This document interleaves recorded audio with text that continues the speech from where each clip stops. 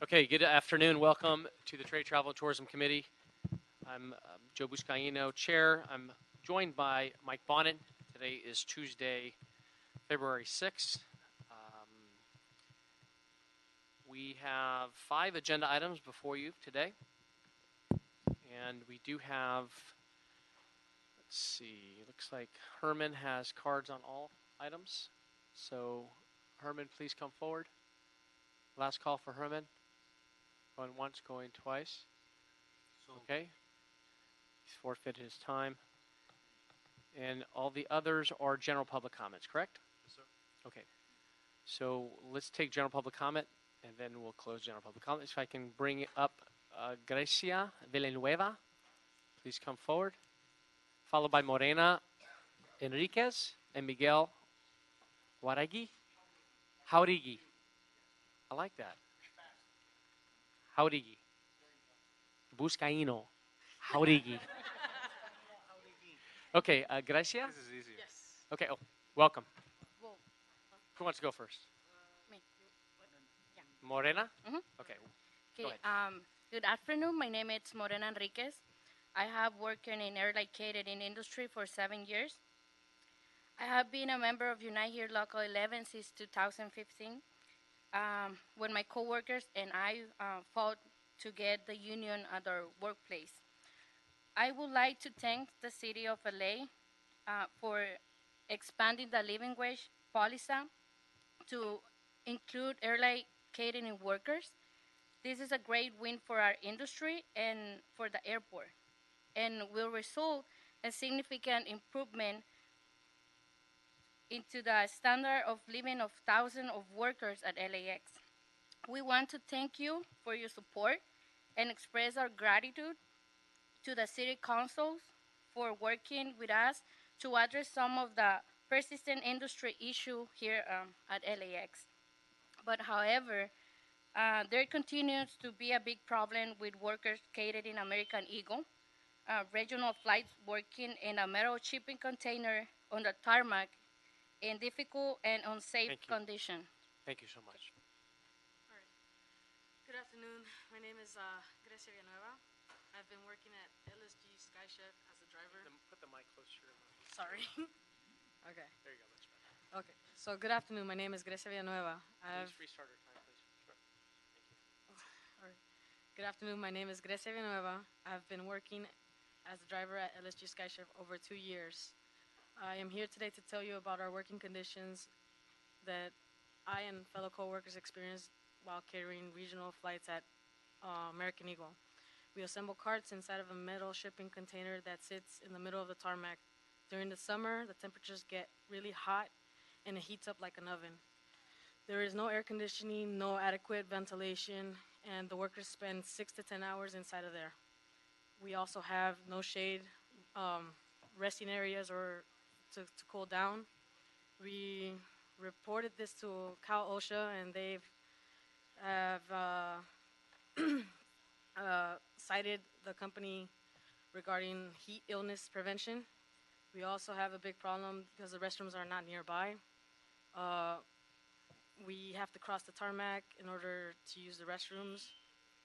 However, it could be a rush. It takes a while for us to get there. It takes from 4 to 6 hours in order for us to get to the other side. Thank you. Thank you so much. Miguel? Good afternoon, council member. My name is Miguel Jaurigi. I'm an organizer with Local 11, Unite Here. The workers who carry the American Eagle flights are working in extreme conditions, sometimes spending entire shifts out in the tarmac, exposed to heat. We reported this to Cal OSHA, who investigated and cited the company for not having heat illness prevention procedures in place. They also lacked already access to bathrooms and hand washing facilities, are unable to take regular breaks, and don't have the proper rest area with shade where they can take breaks. In addition, they have recently been informed that they can no longer cross the taxiing area on foot to access the restrooms, which creates an additional barrier for driver helpers who do not have a driving seal to use the restrooms. The lack of sanitation facilities do not only endanger the health and safety of catering workers, but of the passengers as well. In addition to being investigated by Cal OSHA and the LAX administration, the City Bureau of Contract Administration has also investigated the company under the minimum wage ordinance for violating sick day provisions. Workers are being made to work sick and retaliated against for calling out. We also received no clear explanation from LAWA about how and why this metal container was installed and permitted to be used out in the tarmac. Using a metal shipping container as a makeshift work site is unsafe for workers, unhealthy for passengers, and is no place in one of the top airports in the world. We urge you to please take action and issue a work with the airport administration, American Airlines, and LSG SkyChef to shut down this unpermitted, Thank you. precarious work site. Thank you. Thank you. Thanks for your testimony. I would ask, and sure Mr. Bonin would agree, that we look into these concerns and allegations from LAWA staff and American Airlines to address some of the concerns that were raised here for public comment. You okay with that, Mike? Yeah, in fact, I'd love to meet with you in my Westchester office near the airport someday. If you could just check in with my office. Yep. Derek will know how to set it up. Thank you. Okay, with that, looks like one other public comment. Please come forward. Infrastructure 666. Don't see that person. Okay, we will now close general public comment. With that now, Mr. Bond, if I can direct your attention to the agenda. If you're okay with taking items 4 and 5 on consent? Yeah. Okay with that? Okay, without objection, we'll approve items 4 and 5. So we have 3 discussion items. We'll start with item number 1. If you can read that into the record, please. Council members, item 4, there was a typo, graphical error on the agenda. It refers to a 5-year contract. It should be a 2-year contract. Okay, let's approve that. Let's amend then item 4 to reflect contract is a 2-year contract, not a 5-year contract, correct? Thank you, sir. Okay, so we'll approve item 4 as amended. Item 1, Executive Director, Department of Convention and Tourism Development, to report relative to the status of department activities, including operations, finances, capital improvement projects, public safety and security, planning, technology, marketing, promotions, and related matters pursuant to motion Buscaino-Bonin, and presentation from Ernest Wooden, Jr., President and Chief Executive Officer, Los Angeles Tourism and Convention Board. Good, thank you, Mr. Clerk. So before us, we have the Executive Director of the Convention Tourism Department, Don Liu. Mr. Wooden's here representing the Los Angeles Tourism Convention Board. We were united not too long ago at the Tom Bradley Terminal with the mayor and the announcement that was made of record-breaking years again and at our airport and our seaport. Visitors coming through our city and record numbers of passengers through our airport gives us an opportunity to share with our colleagues here ongoing reports on the progress being made with tourism development, convention business in our city. So with that, I'll start with you, Mr. Liu, and then we'll turn over to Mr. Wooden. Appreciate it. This is the time of year where a lot of organizations like to reflect on the past year, and so this is a great opportunity for us to share the highlights of the past year. As your smallest and newest department, we have an inferiority complex, so I like to start many of my presentations reminding you how you formed our department yet just 3 years ago. We are the new Department of Convention and Tourism Development. We've privatized the operations of the convention center and hired AEG to take over the day-to-day operations. So they are on your right at the bottom there, then they report directly to your new department. In addition, we've taken our long, successful contract with LA Tourism and Convention Board and have moved that from the CAO's office to this department. It's been a great learning experience for me and a great joy to work with people like Ernie Wooden and his staff. And it's been very successful. And your smallest and newest department is operating quite well with their help. I'll scoot through these statistics because Ernie will cover them in more detail. But as we announced with the mayor at the airport last month, we broke another record and topped 48 million in annual visitors last year. So well on our way to the mayor's goal of hitting 50 million visitors by 2020. A subset of that Ernie will cover is our international tourism, and we were an increase in international tourism as well. I should back up and say that, as we highlighted in that press conference, and has been focused on in the news lately, U.S. tourism has gone down by 6%. And so it's quite extraordinary for Los Angeles to, in spite of that downturn in U.S. travel, that LA still had an uptick last year.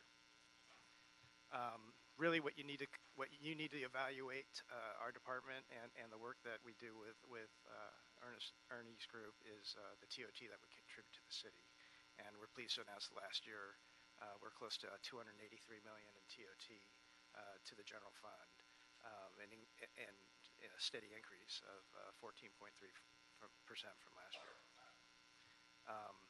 And another marker for us that we should keep track of is the jobs, and much like I used to say when I was at the port, 1 in 9 jobs is associated with the port and trade. 1 in 9 jobs is associated in LA County is associated with travel and tourism, and pleased to show that we even had an increase last year in job growth. So there's the 1 in 9 number, roughly 11.7% of the LA County total employment.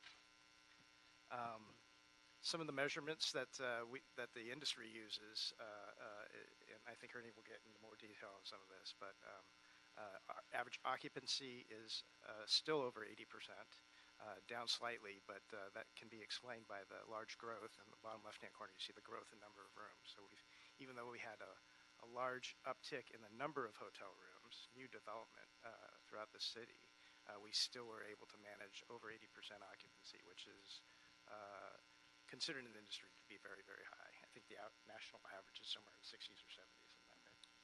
And then you'll see the raw number, the total room nights sold by calendar year increased last year. So we're over 11 million room nights in the county. Does that include short-term rentals, or is that just actual hotels and motels? Good question. I know the tax does, but I'm not sure if the room night Does not include short-term rental. Yeah, so the TOT, however, did, but we think it's about 1 million Over 1 million room nights. Comparable room nights. Would be added to that. Demand is extremely high. The other number that is tracked closely by the hospitality industry is the average daily rate, which is about $183 a night, and what's called RevPAR, which takes into factor the occupancy. But these numbers are about double the national average, and maybe just under New York City. And is that hotel or short-term or both? This is hotel only. Hotel only. Yeah. Economic impact. This is now focusing more on the convention center activities. So while I think it was almost $22 billion for the tourism industry as a whole, specific to the convention center, about $781 million economic impact last year. We did about 32 citywides, which are the large national conventions that meet a minimum standard of hotel room nights, as opposed to the consumer events that do not typically book many, if any, hotel room nights. So we did about 32 citywides last year, almost $600 million economic impact, and well over 200 local consumer events with another $200 million economic impact there. Areas of focus really won't change much for next year. The mayor set a goal for 8,000 hotel rooms within walking distance of the convention center, even though we don't have a direct role in the development of those hotel rooms. Ernie and I are the largest, our big cheerleaders for, we are the largest, probably. We're physically the largest. But we are big cheerleaders for hotel development in the downtown area. So we are currently well over 5,000 hotel rooms within walking distance of the convention center. And with the planned developments that we hope get off the drawing board and are in construction, we think we should be able to hit the 8,000 room number sometime after 2020. And it will help us better compete with San Francisco, San Diego, and Anaheim for those large events. The other factor in attracting large conventions to the convention center is the amount of contiguous space. And so we currently have 2 halls that are separated by Pico Boulevard. It's imperative that we start the expansion of the convention center and allow us to get to close to 1 million square feet of contiguous space, about 900,000 square feet. And that's AG's responsibility for. Well, we're currently working with our partners at AAG to see if there's an ability to do something together at that project. And hope to have some news for you shortly on that. But that will allow us to attract more citywide events, and in particular, the city events. The citywide events are the whales the white whales that we go after. And Ernie's group does a great job. Are really the medical and the high-tech industries. They have the biggest, largest, most productive shows for us. And that's really what we go after for their benefits to the city. And there's kind of the Tetris game that we need to play here. The green shape is what we need to do to expand the convention center, and it will give us about 900,000 square feet of contiguous exhibit hall space. Here's a map of the hotel development that I spoke of, and you can see we're 4,637 rooms currently, another 700 under construction, and that puts us over 5,000, and we probably have about 3,000 or 4,000 in various stages of planning. That's all I have. I'd like to answer any questions, or I can wait until after Ernie does his presentation. Ernie, the floor is yours. Gentlemen, good afternoon. For the record, I'm Ernest Wooden. I'm the president and CEO of Los Angeles Tourism Board, and it is a delight to be here to represent tourism to this committee. Tourism, as you know, is one of the critical economic drivers in the city of Los Angeles. In addition to some of the statistics that Doan has shared with you, I'd like to just add a little color to it.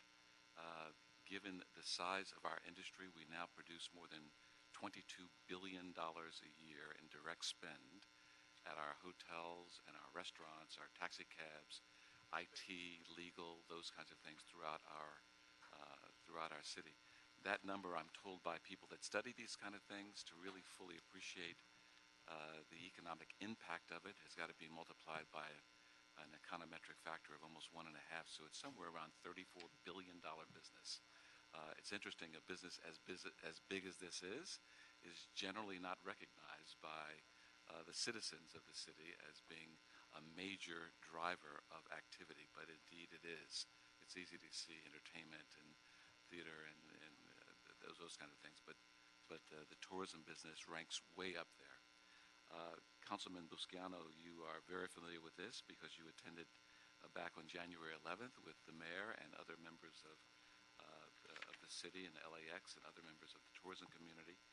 Our celebration of the 7th consecutive year of record tourism. This fundamentally brings Los Angeles to the point of being one of the hottest tourism destinations in the world. We now rank up there very comfortably with such internationally acclaimed places as London and Paris and Tokyo, Beijing, New York. But for now, LA has achieved that kind of global notoriety, and I'm pleased to say that because of that, we will indeed make our North Star goal of reaching 50 million visitors by 2020, a goal that the mayor commissioned us to do several years ago, and we thought it was way out of our ability to do it, but it looks like because of our partners and because of the efforts of many, many people pulling together in our great city, that we are going to reach this incredible goal of meeting 50 million people by 2020. This last year, we counted more than 48.3 million visitors. That was generated mainly as a result of 41.2 million domestic visitors, and more importantly, over 7 million international visitors. The international visitor, of course, is extremely important to us because obviously they stay the longest and they spend the most money. So the Tourism Board is focused on growing that international base globally around the world. We are now situated in more than 12 cities around the world where we have staff on the ground that do nothing else but sell to our trade partners and media, etc., the benefits of Los Angeles. And we're very proud that that is really taking root on a global basis. Ernie, what are our media buys like? media buys. internationally? Internationally, we spend about $20 million of our own money, and that's really small money. These are Wh- commercials, Commercials and billboards. that sort of thing. We don't see a lot of that here in Los Angeles, although we show it to our committees. And the reason for that is that they're targeted for people from outside of LA to come Sure. in. But the big number for us, the really big number, is what we call earned media. We get earned media when people write specifically about Los Angeles, whether it's our culinary scene, our museums, our hotels, even our beaches. We are regularly, this year, we will host more than 300 fam tours of journalists from around the world that we will spend taking them for a week at a time. They're not only journalists, but they're influencers, the new media, young people that write and take pictures about it. We'll do 300 of those in Los Angeles, and that has translated to almost $180 million of earned media. If we had to pay for it ourselves, that media would have cost it, and we don't have enough money to do that, obviously. But that's an incredibly important part of our branding of the city.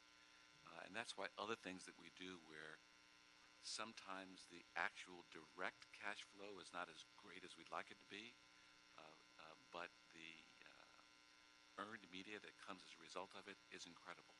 Things like the Olympics, things like the World Cup, things like that, where the attention will come to LA. LA will be the quintessential sporting capital of the world at some given point if we take advantage of and leverage this earned media. So we do have some monies to spend targeted in certain places, but generally the earned media avenue is the one that we push out. As I'm sure you know, last year we had more folks coming to Los Angeles than we bucked the trend of the trend of the United States in terms of international folks coming in. One of the reasons for that, of course, is our wonderful location as the entrance, as the mayor says, to the United States from the Pacific Rim and our relationship with all of our Pacific Rim partners. In addition to that, we launched an incredibly successful campaign, which was the right human campaign at the right time early around March of last year, called Everyone is Welcome. That campaign has now translated to more than 2 billion impressions around the world, and the ad that went with it has been seen by 27 million people, half of them residents of Mexico. It was an incredible campaign that basically said, we are the most diverse city in the United States. We're one of the few cities in the world that does not have an ethnic majority. We speak 224 languages. We worship in more than 110 churches. We are the world in Los Angeles, and for that reason, we can rightfully claim that everyone's welcome. I to tell you, one of the most brilliant responses in response to the White House and the Trump administration, and it was whoever thought of that as a genius. Well, it came out of our creative team, and frankly, I had no idea it would resonate Something the way so it did. simple like that. So right? something so simple, and we could own it because of who we are. We are uniquely diverse. I spent some time in Mexico last week. People that saw that ad cried, literally, because it was the right message at the right time. And for that reason, in 2018, we're going to go to 2.0 of that campaign, and we're blowing that campaign, not only the humanitarian message of it, but now the hospitality message that because everyone's welcome, well, the red carpet is out, so we want to try to move them toward action to get more folks coming in. So as we continue to focus on our international visitor, this next slide will show you that we continue to be focused on China. In fact, in 2016, we became the first U.S. city to reach 1 million Chinese visitors. Last year, it was 1.1 million visitors. I'm pleased to announce that the Tourism Board opened its 4th office in China in Chengdu, which is a major population center toward the center of China, that we now have direct flights coming not only from the coast, from the East Coast, Beijing, Shanghai, and Guangzhou, where we have offices, but now inner China, think of the Midwest, are now coming nonstop because the aircraft can do that. And so we've set up an office there to keep that nonstop flight full and to make sure that that we can get more Chinese visitors, which we are expecting to continue to grow at close to double digits for the foreseeable future. I see the Italians aren't making their way over here, Mike, so I think we're going to have to make some Well, calls we're working on that. We're working on that. We've just got to get our air flight. They can come to Little Italy in San Pedro. There you go. Yeah, I'd like to see Alitalia around Yeah, the clock. it's largely because of our location. We've got to work, and the tourism board works very closely with LAX on flight development. So we have a team that's constantly talking to and trying to convince airlines of the profitability of coming nonstop into LA. And we've had great success with that over the last couple of years. Finally, we'll continue to be completely focused on South Korea, which is one of our top international markets. We have a huge South Korean population here in Los Angeles. We expect that to grow by 6.3% next year. And of course, our newest emerging market that the Tourism Board is completely focused on is India. We think of India like China was about 12 years ago. Their growth will be greater than any other group in the world over the next several years. And so we've established representation in Mumbai and in New Delhi, and are now evaluating putting our own staff on the ground. But we think that this is going to be pretty much like China was 12 years ago. We're going to see a huge influx of Indians coming to the United States. What's the timeline of our office there in India? We are looking at for this year, this fiscal year, we're close to buttoning down exactly what we're going to do with that. When we have representation offices, they represent several destinations, and their time is a little not completely focused. When it's our own staff, 100% of their time is talking to travel agents and tour operators, educating the public, and doing events around the country to bring the Los Angeles into the option view of the traveler. So we're moving toward that. I'm pretty confident that in the next 12 to 24 months we'll have our own staff literally on the ground in those cities.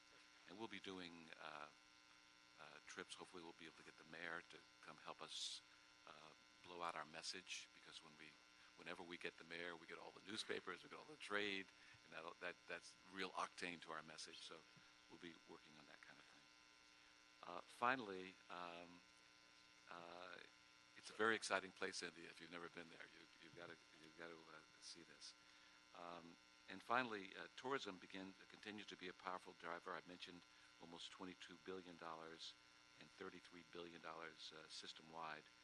And as Don pointed out, we employ more than 517,000 people. I'd like to emphasize another point that Don made. One of the fastest growing revenue sources for the city of Los Angeles is the tourism tax that comes from the bed tax. We call it the transit occupancy tax.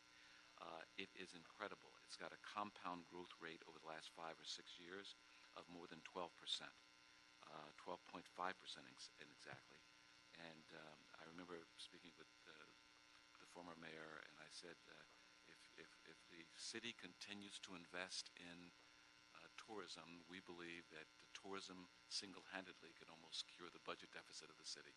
Well, if you look at those numbers, from 2011 up to 2017, we've grown the tourism tax by over $100 million, which goes to offset a lot of general fund.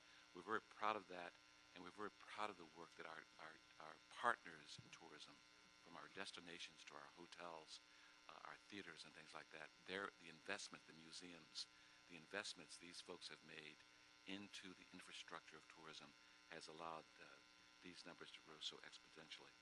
Finally, I'd like to share with you the news conference that was held at LAX. Councilman Busquiano, you might see your face there, but this is a summary of what went on just a month ago.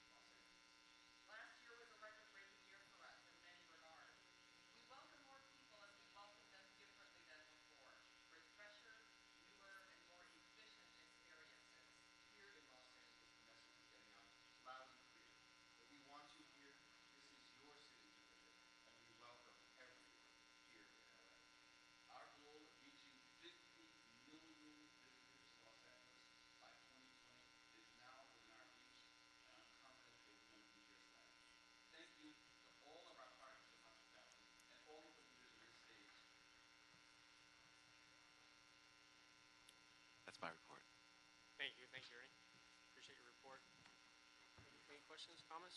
Just a couple. Even with Joe, that still worked. Thankfully. You didn't have to subtitle, though, because he could have actually pronounced welcome in most of those languages, That's right? right, yes, absolutely. Just a couple quick questions. When you talk about the revenue, TOT, I understand what jurisdiction that is. When you talk about the other numbers, about tourist numbers, you say city, but are you referring to the city, or are you talking about the county or Greater Los Angeles, or? It's really the greater Los Angeles area, the county.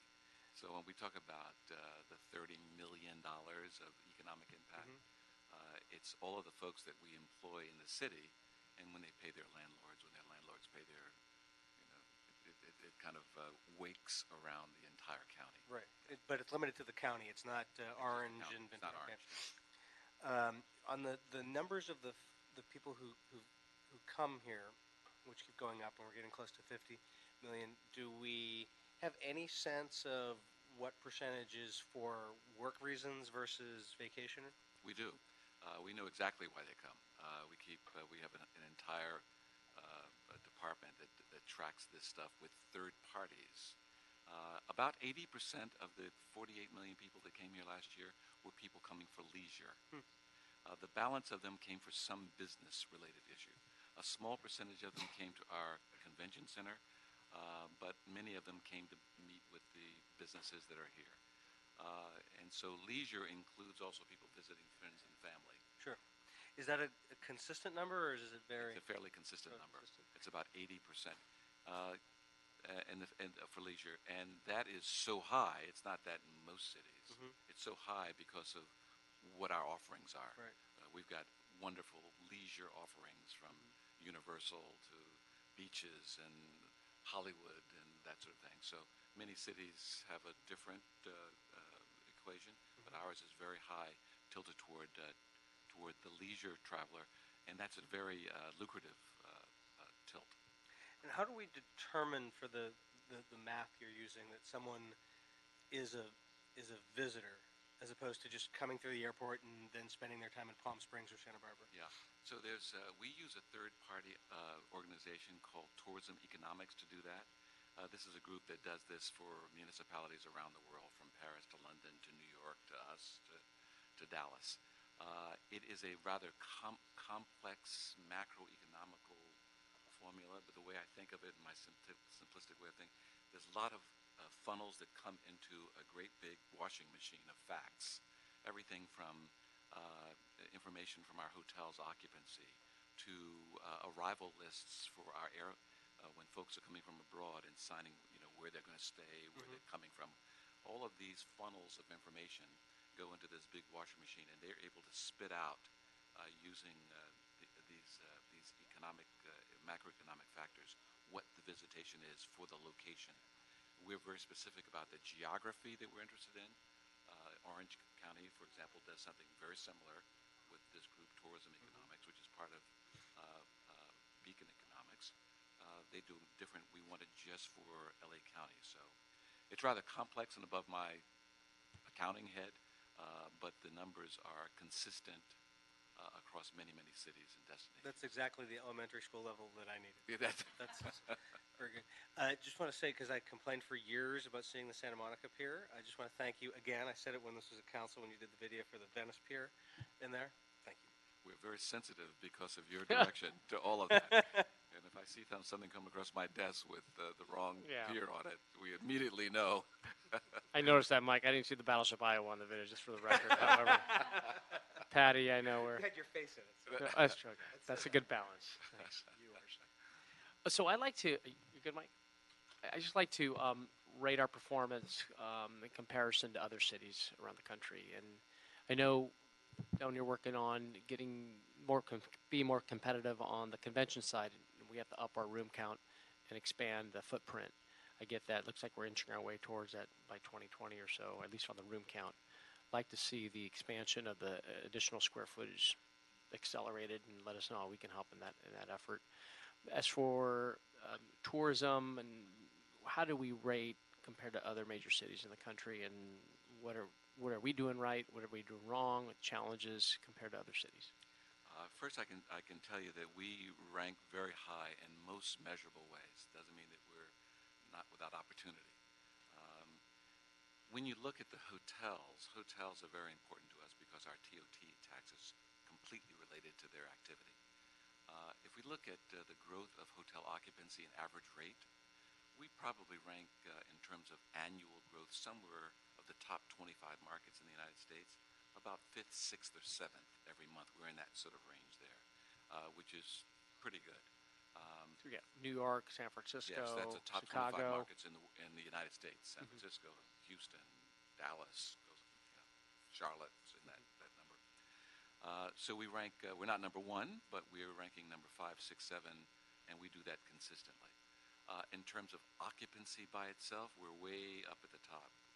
Ranking over 80% occupancy is an incredible number. Some of our hotels at the airport, for example, are experiencing occupancies in excess of 95% per year. And that's annualized. That's 365 days a year. It's an incredible number in terms of occupancy. Where are our opportunities? They're crystal clear. Whereas we may sell 350, 400 to 450 room nights a year at the convention center, our competition like San Diego might sell 1,000,001. San Francisco might sell 1,000,003. And you say, well, what's the big difference? The big difference and the major driver of why we lose business here is twofold. We don't have enough places for people to sleep, right? Within close proximity to the convention center, which is defined as about a half a mile from the front door of the convention center. That's about as far as a conventioneer can walk in her high heels, about a half a mile. Sure. The second is the size and the suitability and the modernization of the convention center itself. The way we've built our convention center is 2 halls. When a convention planner wants to book it, he can get a higher price in the main hall per square foot from the people that are putting up booths, and a lower price in the second hall. So that's a problem, that they're 2 separate. If we fix what's called the contiguousness, make it all one big hall, that's going to make it easier for people to book it. But more importantly, at the convention center, we must not only modernize but futurize the convention center to be an international destination for big meetings. So what are the next steps on that? Maybe to Doan, how can we be a partner? Is it more of a P3 model? Well, we're currently discussing with AAG, as a matter of fact, our operations partner, the possibility of doing a P3 for the expansion and modernization. There's a lot of moving parts, which includes kind of the construction of the expansion of the JW Marriott, and really, how can we take the LA Live attraction and have one campus from Olympic to Venice, and how do we build synergy off of the success of Staples Center, the success of LA Live, and really connect and work together with the JW Marriott, and then a brand new convention center. Timeline on that, would you say? Well, I think it's imperative on us to get this done before the 2022 Super Bowl. It's not I'm not going to wait. We should not wait for the Olympics. We have a big event coming in 2022, so I've kind of set that as our stretch goal, but I think it's certainly one that we can accomplish if we get an agreement this year and we start design this year and we build in 2019, 2020, and 21, 3 years of construction. We can be done by the first Sunday in February 2022. I agree completely with Doan, and the numbers are very compelling. Every year, the tourism board does a summary of what we call lost business. And we say, why did the people that we brought through the front door turn us down? Right. The overwhelming answer is those 2 reasons. What's more compelling is that with the amount of business that lost is in the hundreds of millions of dollars, into the billions of dollars over the last 5 years. So we've got to solve this problem as quickly as we can. I'm in complete agreement with Doan that we've got to get our partners in the city to make some kind of deal. I've got one group alone, the American Heart Association. It would be the largest convention we bring to the city, over 40,000 room nights. They've absolutely guaranteed me between 4 and 5 conventions as soon as we tell them that we're going to fix the convention center. We're Yeah, it's real money. missed opportunity. Real there. money. I see, right. Then if you like a convention center on the waterfront, we got 12.5 acres on the outer harbor. You know, In Venice? 12.5 acres out there. Thank you, gentlemen, for your report. Really appreciate the Lastly, insight. Yeah, go ahead. hot off the press, thanks to our friends at General Services. We've printed our new annual report, so I'll leave this with you. Thank you. Thanks, John. Thank you very much. Thank you. So no action. This is a receive and file. No action required. It's available on the website as well. So if we can, because it's a no action item and for informational purposes, I know we'd like to reschedule these quarterly reports. So let's just continue this item in committee. Thank you, John. All right, item number 2. Item 2, Board of Airport Commissioners Report relative to Resolution 26417 for an agreement with the United States Soccer Federation, who is representing the Membership Association coordinating the bid with the Federation Internationale Football Association, FIFA, to host the 2026 World Cup. Mark Adams, Los Angeles World Airports. What you have in front of you today is an agreement between LAWA and the Soccer Federation to be a host airport for the 2026 World Cup. That the city is pondering a entry into the U.S. bid for that event. We have the agreement is a challenging agreement in some ways to us, but we have LAWA is committed to making putting the airport out there as a team player and wanting to participate in a city effort to get the World Cup, and we're happy to put this in front of you. What I'd recommend today is that the committee recommend approval to the council, but that we defer action in council. It's scheduled for council tomorrow. I recommend we defer action tomorrow in council until such time as the city host agreement is before the I know there before are the some moving the parts council. here, and we have to act Yeah. swiftly on it, because if we don't, then we'll lose the opportunity at least to submit to become, at least North America, to become the host of the 2026 World Cup. Anyone, other staff presentations on this item? We're good? Any questions? Okay. So without objection, we'll approve item 2 and send that to council tomorrow. Thank you, Mark. Okay, item number 3. Item 3 is a motion of Blumenfield Harris Dawson requesting the Economic and Workforce Development Department, the City Attorney, Thanks, Pat. Department of Recreation and Parks, Fire Department, and other city departments to use e-Civis as the official tracking tool for competitive grants. Okay, we have representing Councilmember Blumenfield's office, Cecilia Castillo, to present on item number 3 before us. Good afternoon. Hi, good afternoon, council members. Cecilia Castillo with Councilmember Bob Blumenfield's office. The CAO, CLA, and Councilmember Blumenfield's office has been leading a grant coordinators meeting with representation from various departments to identify ways to streamline the grants process and create efficiencies. For many departments, the internal process to apply for a grant can be cumbersome, as well as the council process for approval of acceptance of the grant funds. Some departments have expressed an interest in a grants tracking software. The city currently has an enterprise license agreement for e-Civis, and e-Civis includes a tracking component. However, departments are not using the tracking component. The CAO's office has been working with e-Civis to find a way to incorporate the current e-Civis tracking system into our council transmittals process. So not only will the tracking software create efficiencies when applying and accepting grants, but the system can also generate status reports required to submit reports to grantors and complying with the Digital Accountability and Transparency Act. It is crucial that all departments begin to track competitive grants using e-Civis and using the same system. e-Civis can incorporate a one-time upgrade to electronically generate transmittals to council, and these one-time costs have been identified. Funding has been identified by the CAO's office. So Councilmember Blumenfield would be really supportive of this item and would be grateful for your support. I want to just commend Mr. Blumenfield on putting forward this motion, and this is a good governance item before us, Mr. Bond. And I know eCivics has been really instrumental in other parts of the country. I've seen it and heard success stories from our colleagues on the National League of Cities. So happy to move this forward. Do you have any questions? None whatsoever. Okay. Thanks, Cecilia, for your presentation. So without objection, we'll approve item number 3. So with that, that was the final agenda item for today's T3 meeting. And with that, we're now adjourned. Thank you.